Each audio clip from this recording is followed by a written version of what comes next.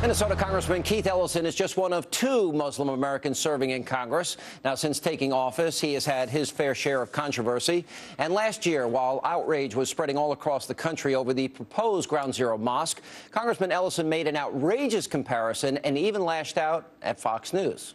In 1955, we declared that Rosa Parks, a black woman, had the right to sit anywhere on the bus she chose to. Now, some people might say, well, Ms. Parks, you're making people feel uncomfortable. The good citizens of Montgomery don't feel comfortable with somebody like you sitting near them. So why don't you just go to the back, even though you have the right to sit up front? Now, hopefully from a 2010 perspective, we would all, be shocked at such an attitude. But that is exactly the attitude that it's being expressed regarding this project. You listen to Fox News, that station is 24/7 trying to excite and divide Americans along religious lines, scapegoating the Muslim community. But, and this is sort of a well-worn right-wing tactic. Now, more recently, Congressman Ellison's testimony during the hearing on the radicalization of Muslims in America caused a stir when he told the story of a Muslim American paramedic who died on 9/11. Mr. Hamdani bravely sacrificed his life to try to help others on 9/11. After the tragedy, some people tried to smear his character solely because of his Islamic faith. Some people spread false rumors and speculated that he was in league with the attackers because he was a Muslim. But it was only when his remains were identified that these lies were exposed. And I sat down with the congressman to discuss these comments and much more. Congressman, welcome to the program. Your first time.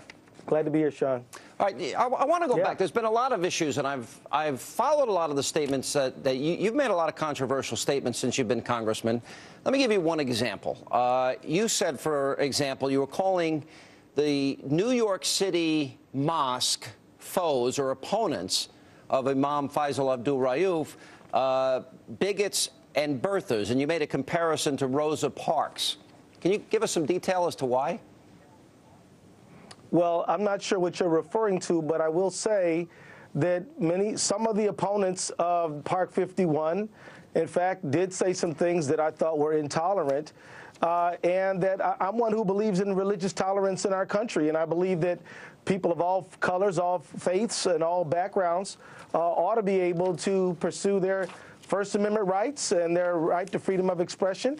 But the fact is, Sean, that many of the people who opposed the Park 51 were people who did that on the basis of good faith. Some weren't, and I called them out on it. Well, you actually called out Fox News. You said in a BBC interview, you said that I think if you listen to Fox News, the station 24/7 is trying to incite and divide Americans along religious lines, scapegoating the Muslim community, and this is a sort of well-worn right-wing tactic.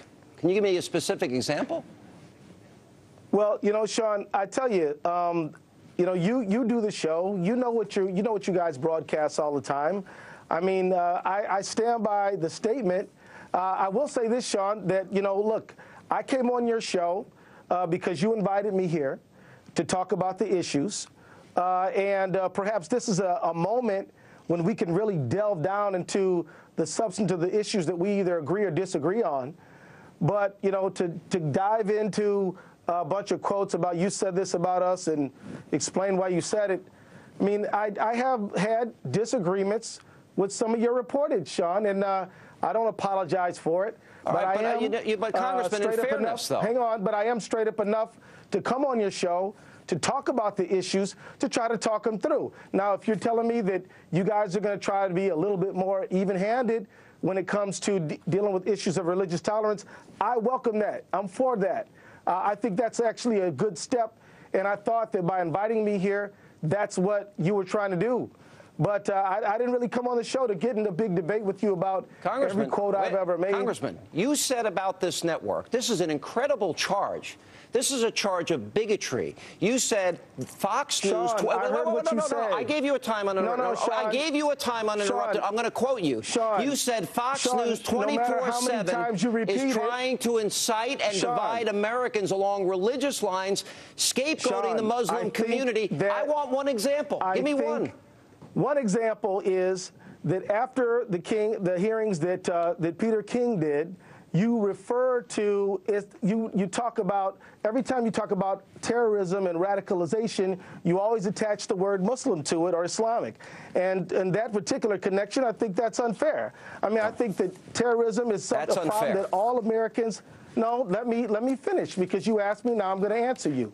But I think that terrorism is a scourge. It's something that all Americans are against. We all stand against Al-Qaeda. But when you only associate radical and violent extremism with one religious group, I think that's too bad, and I think it's unfortunate. Okay. So there's your one example, Sean. The 9/11 Commission report says that they were, meaning radical Islamists, those that are involved in jihad, those that kill in the name of Allah, those that think 72 virgins await them in heaven, those that have perverted a religion, radical Islamists, they said, the 9/11 Commission report, they are at war with us. I stand against those individuals. And we are not at war with them. So my question to you is, are we at war with radical Islam? We are at war with violent extremists who would kill Americans, and some of them people might be Muslim, they might be white supremacists, they might be people who would kill at abortion clinics, they might be of any description. We don't stop at one particular group. We are trying to protect Americans from any violent extremists, Muslim, Christian, Jewish, any kind. That's what I think is the right position. I have another question for you, because staying on the issue of the 9/11 mosque, let me ask you, Imam Rayouf said that the United States policies were an accessory to the crime that happened on 9/11. He also said Osama bin Laden is made in the USA, and he also said that America needs to be more Sharia compliant. Do you agree with him? No, I don't. Well, I don't agree with that position. To tell you the truth, I don't know what he said, but what you said that he said, I don't agree with. He said I don't agree with the position. I don't agree with the quotes you just read. I believe that Osama bin Laden is a criminal who should be arrested and should be held accountable for what he did. I don't think that innocent Americans who were killed on 9/11 had any blame whatsoever in their fate, and I stand opposed to anybody who thinks so. All right, because and I'm glad to hear you say that, because you were calling the foes of the mosque bigots, and I found his statement so over the top and bigoted in and of itself, and I'm glad to hear you say that. Let me ask you, as we move on. Sean, let me say, I didn't call all of the opponents of Park 51 bigots. Some were, many were not. You made a comparison. There were people who had legitimate beliefs that were against that effort, but you know what? That's America. We all have a right to our difference of opinion. There were some individuals who I believe expressed extreme intolerance, and I stand by that. I've interviewed Peter King many times about these hearings that he's doing, and you gave a testimony there. Michael Chertoff said he has zero doubt that he knows for a fact that there are those that believe in the radicalization of Islam that are here in America. For example, you know, we've heard from controversial imams. We know there's recruiting going on here. We have the Nation of Islam with Louis Farrakhan. Does the Nation of Islam bother you at all? Well, that's not an organization I'm associated with. I'm asking, let me just tell you this. Should we investigate them? I mean, I think we should investigate people where there's probable cause to believe they committed a crime. Now, that's what I believe. As a person who practiced law for 16 years, I don't think, even if you don't like what people are saying, that you should call the instrumentality of the criminal justice system down on them. You need evidence of a crime to investigate people in a criminal justice context, Sean. Yeah. I mean, I don't think that, I think that that's why we have a Constitution. That's why the Fourth Amendment says that there should not be searches unless there's a reasonable basis for it, and unless it's an emergency, there needs to be a warrant issued by a judge.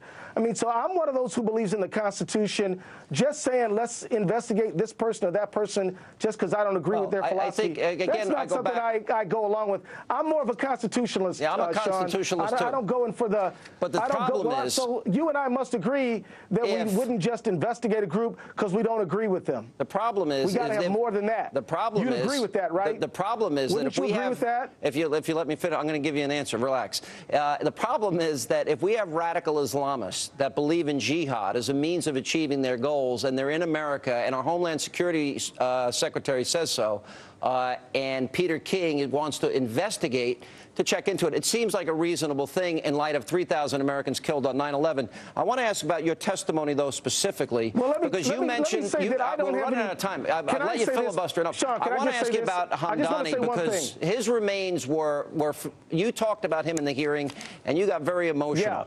Yeah. Okay. There's been a lot of criticism that you took that story out of context, that in fact there was maybe 1 or 2 or 3 reports that had been critical of him, but the Patriot Act mentioned him by name and in fact talked about what a great hero he was. Were you misleading the American people by saying that he had been attacked viciously?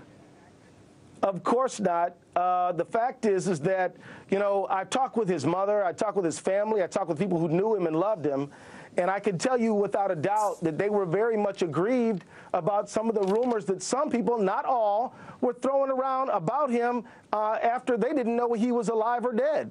So all I try to do is humanize a guy who gave everything for his fellow countrymen and women. I was actually surprised that some people, including you, Sean, had such a negative emotional reaction when all I did is try to talk about a guy who was a hero. You can't deny that there was some people who were throwing rumors, negative rumors about him, and so I don't know why you're so upset. He was singled out and praised in the Patriot Act. You led the American people to think there was widespread public criticism of him.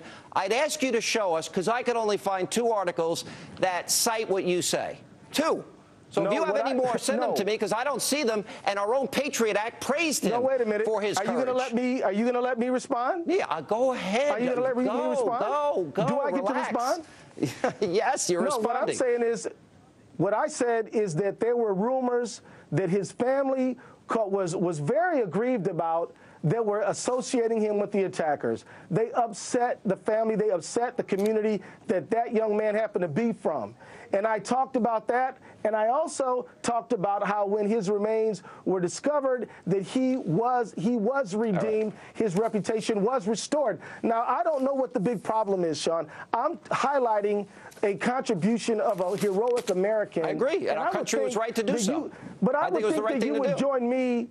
But I would think that you would join me in saying that those rumors, even if you think there were only a few of them, that those rumors weren't fair. I just said it was the right thing to do. Don't you agree with that? What part of me saying it was the right thing to do to praise him? What's the argument about? You were saying that there was widespread condemnation. What I was saying. I support praising him for the hero that he was. I said. No, Mr. Hannity, people told nasty rumors about him. You know that's true. I don't know why you're fighting me on this. You should condemn the rumors and praise the American who died for other Americans. Why won't you join me in this? All I want why won't you say those rumors? I did. Even if you don't think I already did. Wait a minute. I already did. To the family. You're not listening. If you listen, you get the answer you want. What do you say? I got it. We're going around in circles here. Let me say one last thing to you. What do you say to the family? I say I am sorry for your loss. What do you say? Hey, listen to me. I'll give you an answer. To the family who suffered the rumors, what do you have to say? Do you say that was too bad? Hello?